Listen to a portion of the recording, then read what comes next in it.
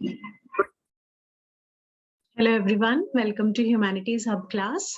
So we were doing Nationalism in India chapter, 10th class history. So we shall continue with the next part, that is different strands within the movement.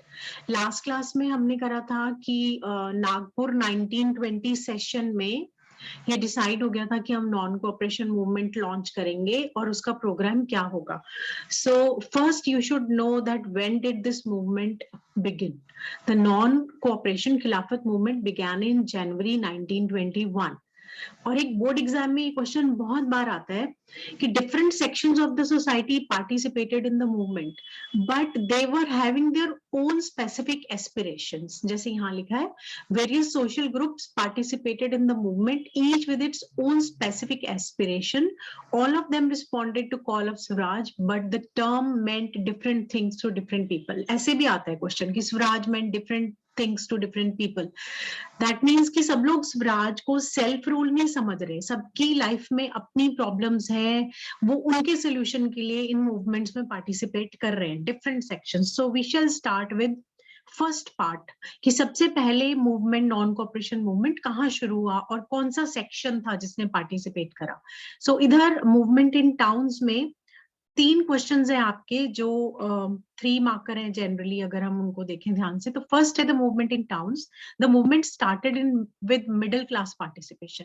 कि movement cities में middle class की participation का साथ शुरू हुआ. उसमें as it was decided earlier, students left government controlled schools, colleges, headmasters and teachers resigned, lawyers gave up their legal practices and council elections were boycotted in most of the provinces except Madras. First point तो काफी simple है, सब बच्चे याद रख लेते हैं कि boycott of school teachers and headmasters, students, they left. अब काउंसिल इलेक्शंस का भी बाइकआउट करना है. ज्यादातर सब जगह बाइकआउट हुआ बट मद्रास प्रोविंस में नहीं हुआ, याद रखना है. और किस पार्टी ने नहीं बाइकआउट करा और क्यों नहीं?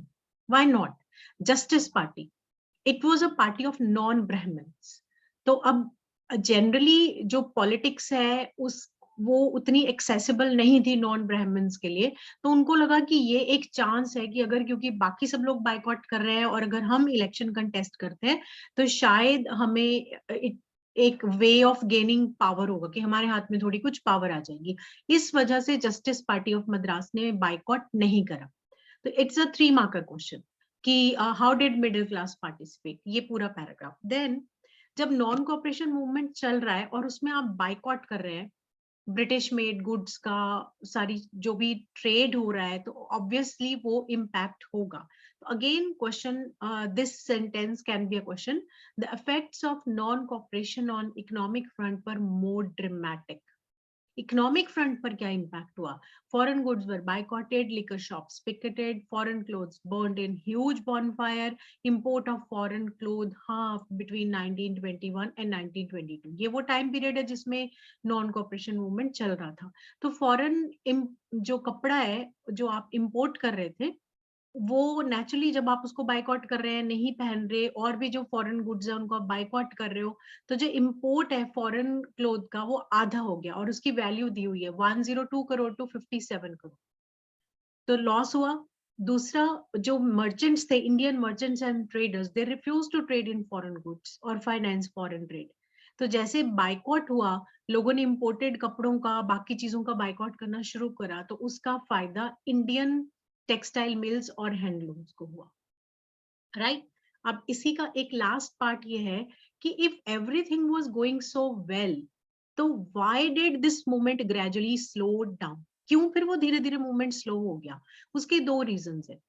आप फॉरेन क्लॉथ बाइकआउट कर रहे हैं, खादी पहन रहे हैं, but khadi cloth was more expensive than mass produced mill cloth. Poor people couldn't afford. The first reason that khadi was very expensive. जो गरीब लोग थे वो बहुत लंबे टाइम तक अफोर्ड नहीं कर सके उसको. दूसरा, हमने बाइकआउट तो करा ब्रिटिश इंस्टीट्यूशंस का, लेकिन उसका एक प्रॉब्लम था.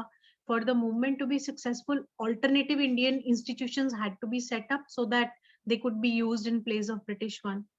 आप अगर ब्रिटिश इंस्टीट्यूशंस में नहीं जाएंगे तो हमारे पास ऑल्टरनेटिव इंस्टीट्यूशंस तो नहीं थे. तो फिर धीरे धीरे जो भी स्टूडेंट्स और टीचर्स हैं वो वापस गवर्नमेंट स्कूल्स में जाने लगे, और जो लॉयर्स हैं उन्होंने भी वापस अपनी जो लीगल प्रैक्टिस है उसको ज्वाइन कर लिया.